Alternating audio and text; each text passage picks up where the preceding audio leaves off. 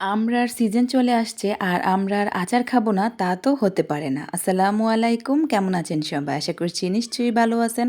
আলহামদুলিল্লাহ আমরাও ভালো আছি। আমি শারমিন আক্তার, ওয়েলকাম জানাচ্ছি আমার নতুন আরও একটি ভিডিও দেখার জন্য। আজকে আমি এখানে আমড়ার আচার বানাবো। তো আমড়ার আচার বানাতে আমড়াটাকে আমি আগে থেকে ধুয়ে পরিষ্কার করে দেন ছিলে নিয়েছি। আর এখানে একটা মশলা বানানোর জন্য আমি প্যানে দিয়ে দিলাম পাঁচফোড়ন, দিয়ে দিলাম কয়েকটা ধনিয়া, কয়েকটা জিরা এবং সাথে দিলাম কয়েকটা শুকনো মরিচ। এগুলোকে খুব ভালো করে টেলে নেব। এগুলাকে আমি পরে ব্লেন্ড করব। তো টেলে এক সাইডে রেখে এখন আমি একই প্যানে দিয়ে দিলাম ১ কাপ সরিষার তেল। তো তেলটা খুব ভালো করে গরম হয়ে আসলে তারপরে কিন্তু আমি আমড়াটা দিব। আমি আমড়াটাকে কিন্তু কেটে নিয়েছি। তারপরে দিয়ে দিলাম কয়েকটা তেজপাতা, একটা শুকনো মরিচ।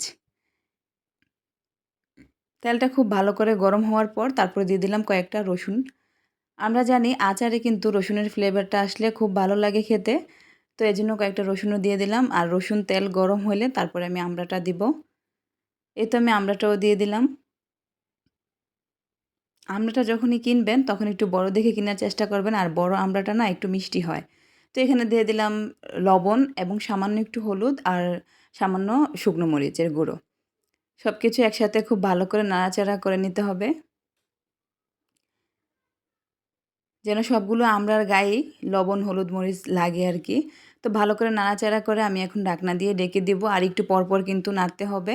এই যে দেখেন লবণটা দেওয়ার পরে অনেক পানি উঠেছে। আর এই তো মশলাটা যে আমি আগে থেকে রেডি করে রাখছিলাম ওই মশলাটাই দিয়ে দিলাম। তো এই মশলা দেওয়ার পরও খুব ভালো করে নাড়াচাড়া করে মিক্স করে নিতে হবে। আর এখন দিয়ে দিব চিনি। আমি চিনির পরিমাণটা অনেক কম দিয়েছি। তো আপনারা কম বেশি দিতে পারেন, সমস্যা নেই। তবে আমাদের বাসায় চিনিটা একটু কমই খাওয়া হয়। সেজন্য আমি চিনি কিন্তু আমি কিন্তু ১ কাপ দেইনি, ১ কাপের চেয়েও অনেক কম দিয়েছি চিনিটা। যেহেতু আমার আমড়াটাও একটু মিষ্টি ছিল, তো সেজন্য এত বেশি চিনি লাগেনি। তো যখনই আমড়া কিনবেন চেষ্টা করবেন একটু বড় দেখে কেনার। বড় আমড়াগুলো একটু মিষ্টি হয়। আর এই তো আমার আচারের ফাইনাল লুক। মাশাআল্লাহ আমড়াটা খেতে কিন্তু আচারটা খেতে বেশ মজা হয়েছিল। তো আশা করছি আজকের ভিডিওটি আপনাদের কাছে অনেক, অনেক ভালো লাগবে। আর কেমন লাগলো ভিডিওটি অবশ্যই কিন্তু জানাবেন। আর ভালো থাকবেন সবাই। আল্লাহ হাফেজ। আসসালামু আলাইকুম।